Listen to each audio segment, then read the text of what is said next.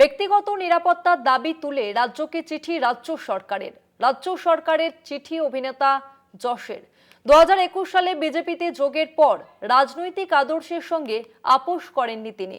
তৃণমূল তাকে কিভাবে কোণঠাসা করেছিল সেই উল্লেখ করেন যশের স্ত্রী নুসরাত জাহান তৃণমূলের প্রাক্তন সাংসদ হওয়া সত্ত্বেও রাজনৈতিক অবস্থানে তিনি অনড় থেকেছেন বলে দাবি। নিরাপত্তা নিয়ে উদ্বেগ প্রকাশ করে চিঠি লিখেছেন যশ। তৃণমূলের আমলে তাকে কোণঠাসা হতে হয়েছিল, এমনটাই তিনি চিঠিতে উল্লেখ করেছেন। যশের স্ত্রী নুসরাত জাহান তিনি তৃণমূলের প্রাক্তন সাংসদ হওয়া সত্ত্বেও রাজনৈতিক অবস্থানে তিনি অনড় থেকেছেন বলে দাবি। নিরাপত্তা নিয়ে উদ্বেগ প্রকাশ করে এবার চিঠি অভিনেতা যশের।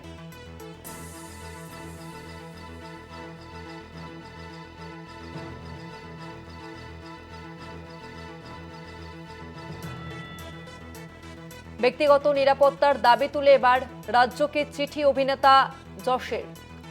2021 সালে বিজেপিতে যোগের পর রাজনৈতিক আদর্শের সঙ্গে আপোষ করেননি তিনি। আমরা কথা বলবো, আমাদের সঙ্গে ফোন লাইনে রয়েছে প্রতিনিধি আয়ুষী মাইতি। আয়ুষী, ব্যক্তিগত নিরাপত্তার দাবি জানিয়ে এবার রাজ্যকে চিঠি দিলেন অভিনেতা ইয়াশকে, জানা যাচ্ছে এই বিষয়ে।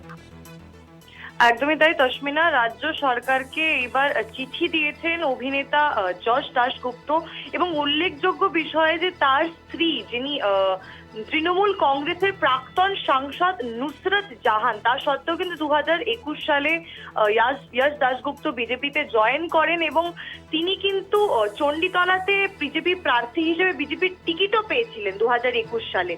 সেখান থেকে আজকে 2026-এ পালা বদল।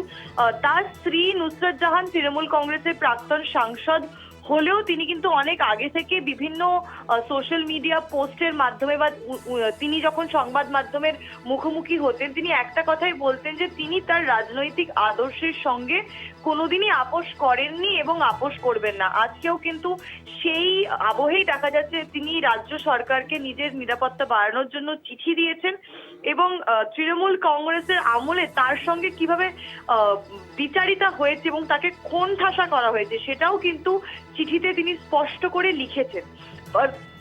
আর সেই চিঠিতে আর কি কি লেখা আছে এখনো তা নিয়ে মুখ খোলেননি যশ দাশগুপ্ত, তবে চিঠিতে কি রয়েছে সেটা নিশ্চয়ই জানা গেলে আমরা জানিয়ে দেবো। কিন্তু হঠাৎ করে এই ব্যক্তিগত নিরাপত্তার প্রয়োজন পড়লো কেন, কিছু কি জানিয়েছেন অভিনেতা?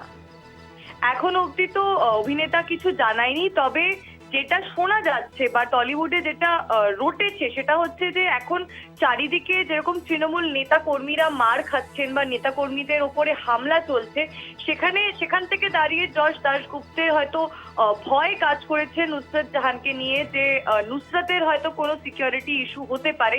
সেই কারণেই কিন্তু হয়তো তিনি তার নিজের বিজেপির যে যোগসূত্র ছিল বা বিজেপির সাথে তার যে ভালো সম্পর্ক ছিল সেটাকে খাটিয়ে হয়তো একটা সিকিউরিটি আনার চেষ্টা করছে যাতে নুসরাত জাহানের উপরে কোনো হামলা না হয়। সেই কারণে হয়তো কোনো সিকিউরিটি বাড়ানোর এই ইস্যুটা হয়তো সামনে আসছে, কিন্তু সরাসরি যশ দাশগুপ্তের মুখ থেকে কিন্তু এখন অবধি আমরা কোনো প্রতিক্রিয়া পাইনি তসমিনা। ধন্যবাদ আয়ুষী।